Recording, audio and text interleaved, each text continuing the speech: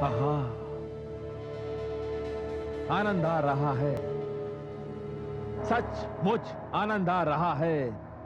ये हुई ना बात, गुरुदेव, मैंने इच्छा कर ली है। उस सुंदरी को अपनी पत्नी बनाने की अपने हृदय में मैंने इच्छा कर ली है। बस मेरा कार्य संपन्न हुआ। ध्यान रहे राजन, मैं कुछ दिनों के लिए तपस्या करने गंधमादन पर्वत पर जा रहा हूं और जाने से पूर्व आपसे एक वचन चाहता हूं कि मेरे वापस आने तक आप उस महासुंदरी को पराजित कर उसे अपनी महारानी बना लेंगे। मैं आपको वचन देता हूं गुरुदेव। किंतु एक बात का और ध्यान रहे राजन, अब उस सुंदरी और आपके बीच व्यवधान उत्पन्न करने के लिए जो भी शुक्राचार्य आएगा वो मायावी और छलिया होगा। आप उसे यहां से अपमानित करके निकाल देना, उसकी एक न सुनना। जैसी आपकी आज्ञा गुरुदेव। मैं आपके समक्ष महामंत्री धूम्रलोचन को उस सुंदरी को पराजित करने के सारे अधिकार देकर भेज रहा हूं। जो आज्ञा महाराज। मैं अभी प्रस्थान करता हूं और उस पराजित स्त्री को लेकर वापस आता हूं। आपका अभियान सफल हो। प्रणाम महाराज। प्रणाम गुरुदेव।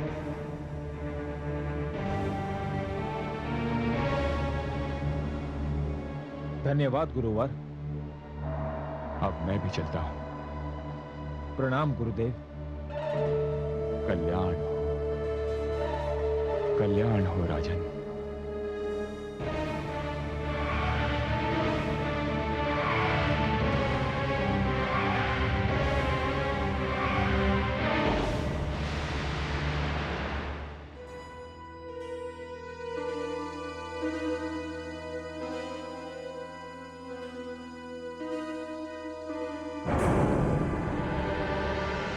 जाइए देवराज इंद्र, जगदम्बा की कृपा से आपका कार्य संपन्न हुआ।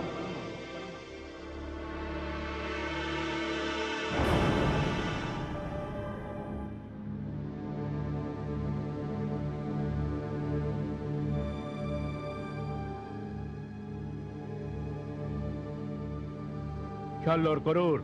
आज्ञा महामंत्री जी। गंधमादन पर्वत पर एक सुंदर स्त्री बैठी है। तुम दोनों वीर एक सेना की टुकड़ी लेकर जाओ और उसे बलपूर्वक यहाँ ले आओ। महामंत्री जी, एक अबला पर कैसा बल प्रयोग? यदि आपकी आज्ञा हो तो मैं अकेला ही उसे यहाँ ले आऊं। नहीं, वो स्त्री सिंहवाहिनी है, अस्त्र शस्त्र से सुसज्जित है, इसलिए जो कहा है वही करो। यह आश्चर्य है महामंत्री जी, एक स्त्री सिंह पर बैठी है और उसके पास शस्त्र भी है। ये कहीं कोई स्वांग रचाने वाला बहरूपिया तो नहीं? मूर्ख, जो कहा गया है वही करो। वो स्त्री यदि सम्मान पूर्वक तुम्हारे कहने पर यहाँ आ गई तो वो दानव लोक की महारानी बन जाएगी। महामंत्री जी, ये कैसा आदेश है? हम अपनी होने वाली महारानी को युद्ध की चुनौती देने जा रहे हैं। वीर कुरूर, उस ससुर का विवाह हो ही नहीं सकता जिसमें युद्ध न हो। उस स्त्री ने प्रतिज्ञा कर रखी है कि जो व्यक्ति उसे युद्ध में पराजित करेगा वही उसका पति होगा। इसलिए तुम दोनों महाराज शुंभ की सेना के रूप में वहां जाओ और उसे पराजित करके यहाँ ले आओ। महामंत्री जी, ये बात अब मेरी समझ में आ गई। हम अभी प्रस्थान करते हैं। प्रणाम महामंत्री जी। चलो।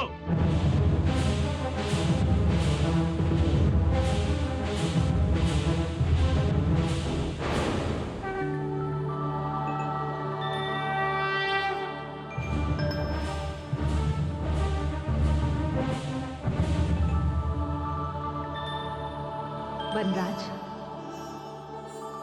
वो आ रहे हैं।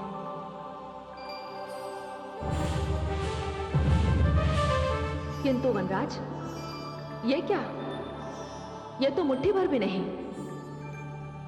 मैं तो ये प्रतीक्षा कर रही थी, कम से कम वो धूम्रलोचन अवश्य आएगा, जिसने 32 वीरों से अपनी गर्दन की रस्सी खिंचवाई थी।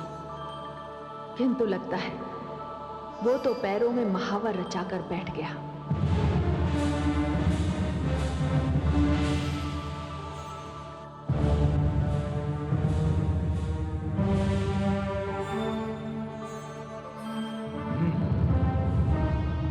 स्त्री उठ और हमारे साथ चुपचाप चली चल। अरे काल के ग्रास, लगता है तुम्हारा महामंत्री धूम्रलोचन तुमसे किसी बात पर रुष्ट है, इसलिए तुम्हें दंड देने के लिए यहां मृत्यु के मुख में मेरे पास भेज दिया है।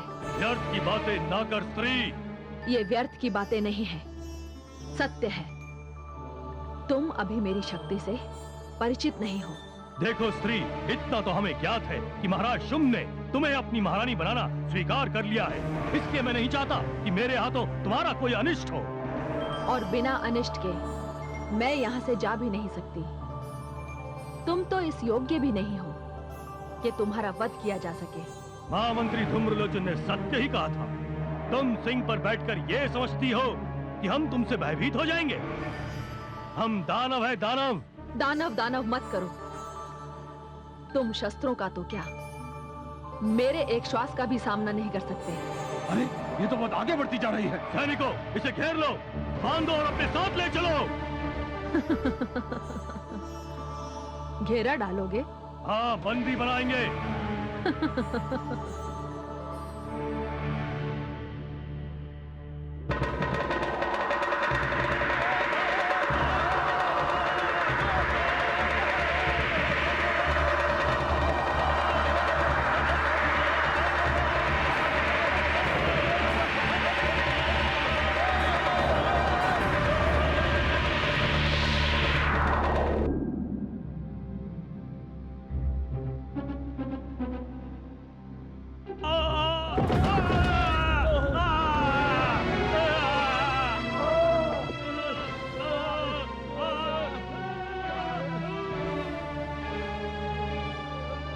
ये क्या छल, क्रूर?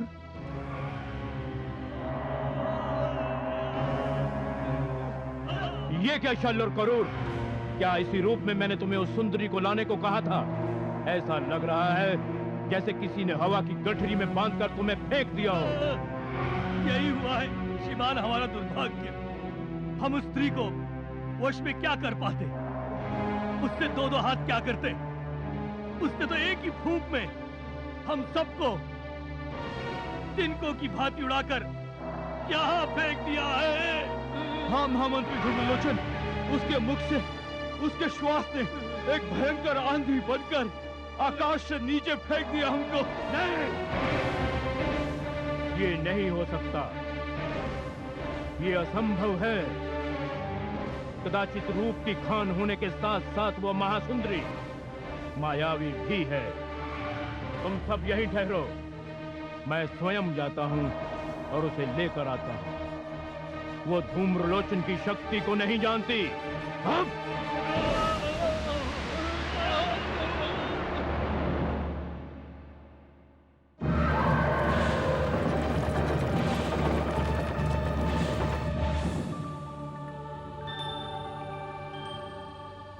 वनराज, अपने आप में एक सहस्त्र बाहों का बल रखने वाला दानवों का महामंत्री धूम्रलोचन क्रोध से फुफकारता हुआ चला रहा है।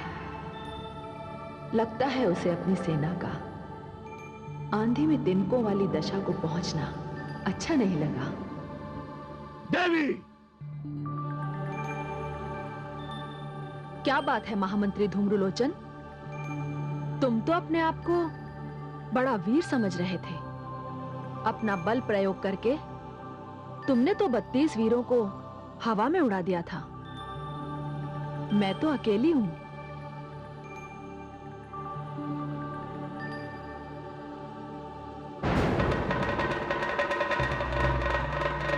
लो ये रस्सी, इसका फंदा बनाकर मेरे गले में डाल दो और मुझे खींचते हुए ले चलो अपने स्वामी के पास।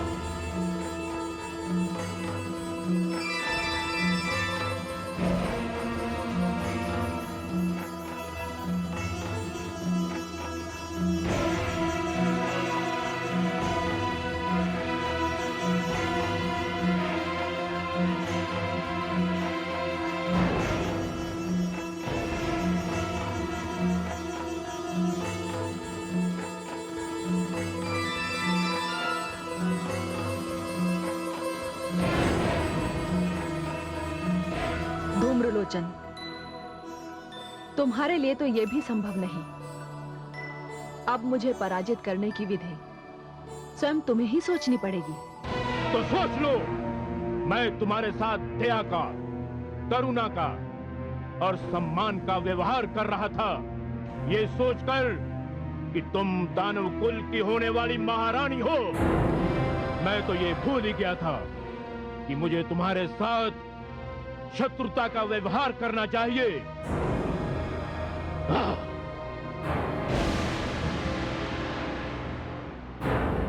हे मायावी स्त्री, रोक सकती है तो रोक ले मेरे इस खड़ग के प्रहार को।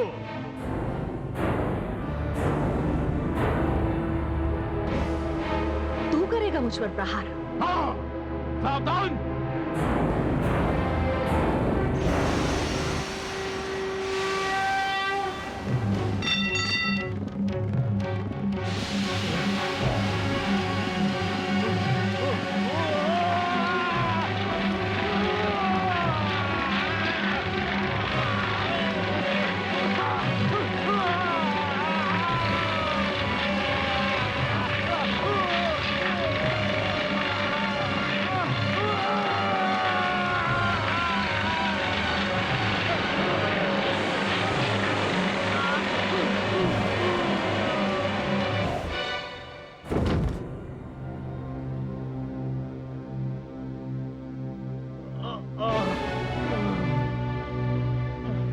लोचन,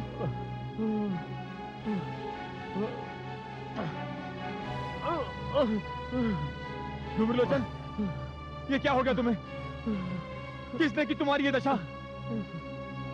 धूम्रलोचन, ये मैं क्या देख रहा हूँ? तुम्हारी शक्ति के आगे तो अग्निदेव भी ऐसा साहस नहीं कर सकते थे, फिर ये कैसे हो गया? महाराज, मेरी ये दशा उसी महासुंदरी ने की है। महाराज, मेरी सारी शक्तियां उसके समक्ष जाकर शून्य होकर रह गई। वो बड़ी शक्तिशाली है। उसने जो प्रतिज्ञा कर रखी है महाराज, वो बिल्कुल सत्य है। उसे प्राप्त करना सहज नहीं, असंभव है।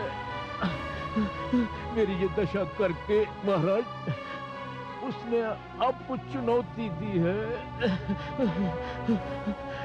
सावधान रहिएगा महाराज, सावधान। वो स्त्री काल का रूप धारण करके आई है। आगे आपकी जैसी इच्छा।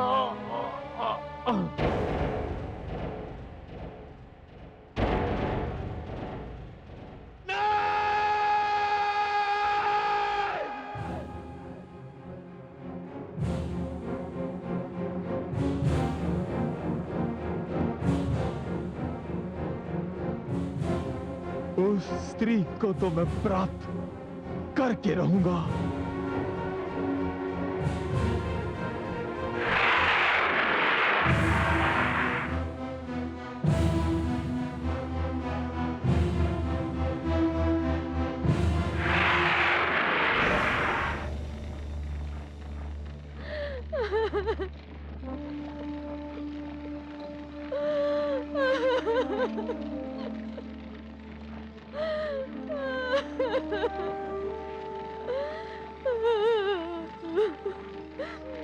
शांत हो जाओ देवी, शांत हो जाओ।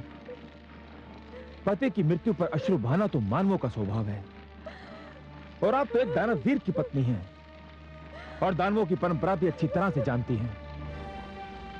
आप अपनी इच्छा से किसी भी दानव का वरण कर सकती हैं। दानव सम्राट, जो व्यक्ति कुछ समय पूर्व मेरा सर्वस्व था, मेरे भाग्य का स्वामी था, आज उसे मृत देखकर मैं अश्रु भी न बहाऊं, उसके लिए अश्रु न बहाऊं, जिसके साथ मेरे जीवन की न जाने कितनी सुखद स्मृतियां जुड़ी हुई है। देवी, ये सुख तो तुम्हें कोई भी दानव दे सकता है। दानव सम्राट, क्या इसका ये अर्थ हुआ कि हम दानवों में स्वार्थ संबंध का दूसरा नाम है? तुम्हें ये शब्द पति पत्नी पिता, भ्राता, इन सब का क्या अर्थ है? देवी, ये भावुकता, करुणा, दया, ममता, ये सब देवताओं ने मानवों के अंदर कूट कूट के भरी है। इसलिए मानव दुर्बल है और वो हम दानवों के समक्ष खड़ा होने के योग्य भी नहीं है।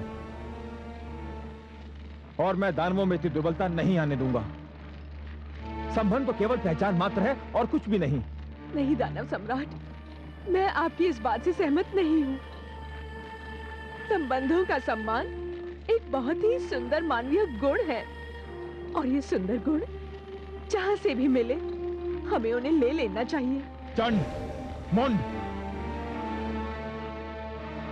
आज्ञा दानव सम्राट। ये देवी इस समय अपने आप में नहीं है। इन्हें यहां से ले जाओ। जो आज्ञा दानव सम्राट। चलिए देवी। नहीं, मैं नहीं जाऊंगी। यदि दानव लोक में संबंधों की यही स्थिति है तो फिर जिसने इनका वध किया उसका क्या हुआ? क्या अब हम शत्रुओं से भी मित्रता के संबंध बनाएंगे? देवी, आप सीमा का उल्लंघन ना करें। वो शत्रु से मेरा क्या संबंध होगा, मैं आपको अभी बताता हूं।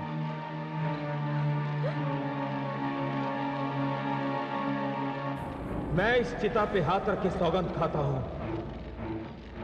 कि जिस स्त्री ने महामंत्री धूम्रलोचन की ये दशा बनाई है, मैं उस स्त्री से विवाह करके उसे दानव लोक की महारानी बनाऊंगा। ठहरिए दानव सम्राट, ठहरिए। ये आप क्या करने जा रहे हैं? गुरुदेव, गुरुदेव, दानव सम्राट, ये आप क्या कर रहे हैं? मैं इस देवी को वचन दे रहा हूं कि मैं उस स्त्री को अपनी महारानी बनाऊंगा।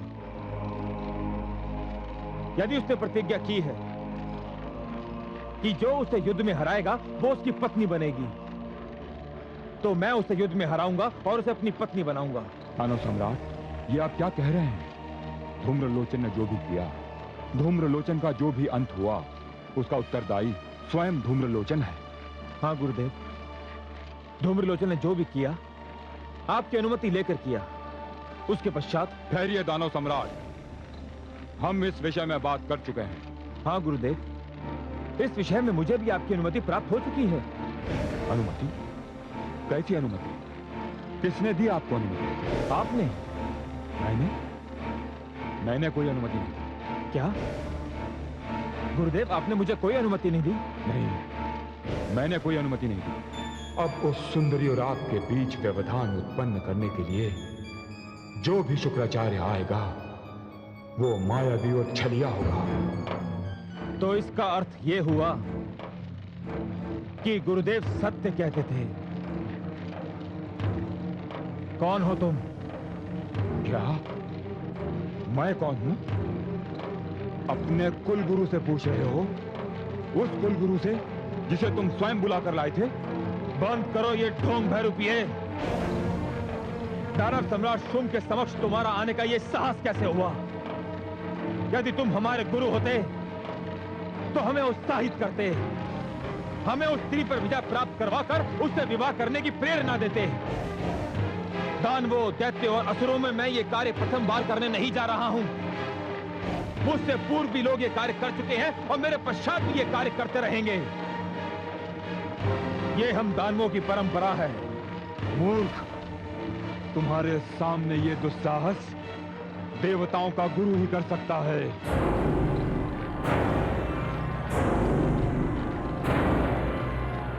चंड, मुंड, आज्ञा दानव सम्राट। इससे पहले कि मेरा क्रोध इसका वध कर दे, इसे यहां से ले जाओ और हमारी सीमा के बाहर छोड़ दो। ध्यान रहे, इसके साथ आदर का व्यवहार ना किया जाए। ये तुम क्या कर रहे हो दानव सम्राट? देवता तुम्हें मूर्ख बना रहे हैं, वे छल कर रहे हैं तुम्हारे साथ। दानव वीर चंड और मुंड, एक वीर की चिता को अग्नि देते समय मैं नहीं चाहता कि देवता पक्ष का कोई भी व्यक्ति यहां उपस्थित रहे। इसे यहां से ले जाओ। तुम पछताओगे दानव सम्राट शुंभ। जा, मैं तुझे शाप देता हूं, तू नष्ट हो जाएगा।